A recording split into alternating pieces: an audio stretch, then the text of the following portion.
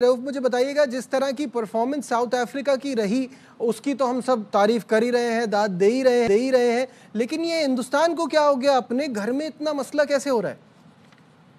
देखिए, मेरा ख्याल है कि डबल माइंडेड है। उनको पता ही नहीं चल रहा कि किस तरह की पिचें प्रिपेयर करना है, क्योंकि जो इनका डिजास्टर होम ग्राउंड्स में शुरू हुआ था वो न्यूजीलैंड के खिलाफ हुआ था।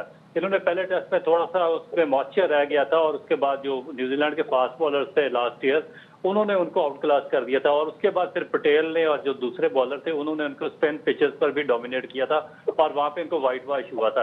तो अभी तक इनके दिमाग में वही चीज चल रही है कि जो फॉरन टीमें यहाँ पे आ रही हैं उनके खिलाफ किस तरह की पिचेस बनाएं। अब ये भी एक बिल्कुल रोड पिच बनाई थी और उस पर जो साउथ अफ्रीकन बैट्समैन है उन्होंने आउटस्टैंडिंग प्ले किया है और स्पेशली जिस तरह की बॉलिंग की है। जैनसन ने 7 विकेटें दी हैं, पहली इनिंग में 6 विकेटें, वो आउटस्टैंडिंग किस्म की बॉलिंग थी। और उसके बाद जो उनके बैट्समैन है पाकिस्तान के टूर पर आए हैं, एक मुश्किल टूर था, वहाँ पे बहुत ज्यादा स्पिन फ्रेंडली पिचेस थी। यहाँ पर वो खेलकर बहुत ज्यादा सीख कर वहाँ पे गए हैं और उनको एक्चुअली हैंडल करना आ रहा है कि स्पिनर्स को किस तरीके से खेलना और किस तरीके से स्कोर करना है। दूसरी तरफ जो इंडियन बैट्समैन है वो बिल्कुल डबल माइंडेड है। उनको नहीं पता है कि हमने रोकने के लिए जाना है, किसको स्ट्राइक करना है, किसको डिफेंस करना है। इवन स्पिनर को जो छोड़े, वो मार्को जॉनसन की जो शॉर्ट ऑफ लेंथ बॉलिंग थी उसको भी समझने में कंप्लीटली नाकाम रहे और उनके कई बैट्समैन उनके जाल में ट्रैप होते गए और अभी तक उनके जो मेजर बॉलर है रबादा वो भी नहीं खेल रहे। और मेरा ख्याल है कि बड़ी आउटस्टैंडिंग किस्म की परफॉर्मेंस वोमा 11 की है इंडिया के खिलाफ। शाहिद साहब, क्या वो जो कमेंट हमने स्टंप माइक पे सुन लिया था कि वो उनकी हाइट का मजाक उड़ा रहे थे, क्या उसको पर्सनल ले लिया? क्या वजह है कि इतना ज़्यादा जो है वो वन साइडेड मुकाबले हुए दोनों? साउथ अफ्रीका की जो टीम मैनेजमेंट है वो बहुत ज़बरदस्त है। शुक्री कॉनरेड उनके अब तीनों फॉर्मेट के कोच हैं और उन्होंने टीम को बड़ा अच्छी तरह जेल किया। बावूमा is a very good leader. जिस तरह उन्होंने टीम को जेल किया, ऑल्दो के वो पाकिस्तान की दोनों टेस्ट मैच मिस किए थे उन्होंने इंजरी की वजह से, वो इंडिया गए, साउथ अफ्रीका एक ही तरफ से मैचेस खेले, वहाँ पे अपने आप को स्पिन के ऊपर हम आहंग किया।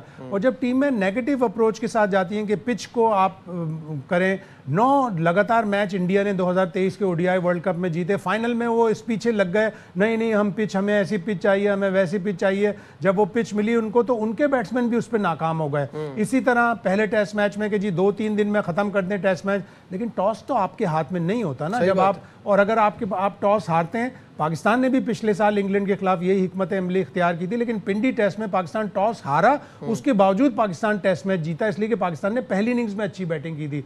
तो यहाँ पे इंडिया की टीम पहली इनिंग्स में भी 201 पे आउट हो गई, दूसरी इनिंग्स में 140 पे आउट हो गई, टॉस हार गए। वो टॉस बड़ा क्रूशल था। यहाँ पे उन्होंने पिच इस तरह की बनवाई थी कि 1.5-2 दिन अच्छा खेले, बैटिंग अच्छी हो, लेकिन टॉस तो आपके हाथ में नहीं होता ना। आप टॉस हार गए, आपने साउथ अफ्रीका को अलाउ किया, 489 रन बना लिए। तो इस शिकस्त में भी इंडिया की पाकिस्तान का हाथ है। पाकिस्तान ने इतना मैच्योर कर दिया उनके प्लेयर्स को, उनको तैयारी मिली। मुथु सैमी को तैयार करके 89 भेजा, उसने 100 कर दिया। मार्को जॉनसन को सेकंड टेस्ट में पाकिस्तान ने तैयार किया वहां, और साइमन हार्मर तो पिंडी टेस्ट के बाद कह के गए थे कि मैं यहाँ पे इतने अच्छा मैंने डेवलप हुआ हूं मैं कि मुझे यकीन है कि इंडिया की टफ कंडीशंस में भी मैं अच्छी बॉलिंग कराऊंगा, और उन्होंने पूरा कर दिया वो सारा। लेकिन रऊफ, जो शाहिद साहब बात कर रहे हैं ये तो बात है, साथ साथ एक आपकी नेगेटिव अप्रोच ये भी है ना कि आप क्या सोच के ये टीम आप खिला रहे हैं। टू मैनी ऑलराउंडर्स, ये कोई लिमिटेड ओवर्स की तो सीरीज नहीं है। फिर आप नितेश कुमार रेड्डी का क्या रोल है वहाँ? कप्तानी बहुत ही मुझे बहुत एवरेज नज़र आई